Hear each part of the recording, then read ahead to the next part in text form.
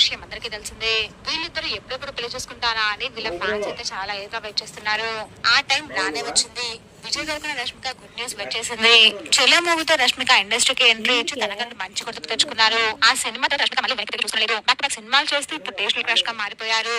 అయితే తెలుగులో కాస్త గ్యాప్ ఇచ్చిన రష్మిక త్వరలో గర్ల్ ఫ్రెండ్ అనే మూవీతో ప్రేక్షకుల ముందుకు రాబోతున్నారు. అయితే రష్మిక విజయ్ ప్రేమలో ఉన్నారు అని అందరికీ తెలిసిందే. గీతా గోవిందం సినిమా నుంచి వీరిద్దరు ప్రేమలో ఉన్నారని అందరికి క్లారిటీ వచ్చేసింది.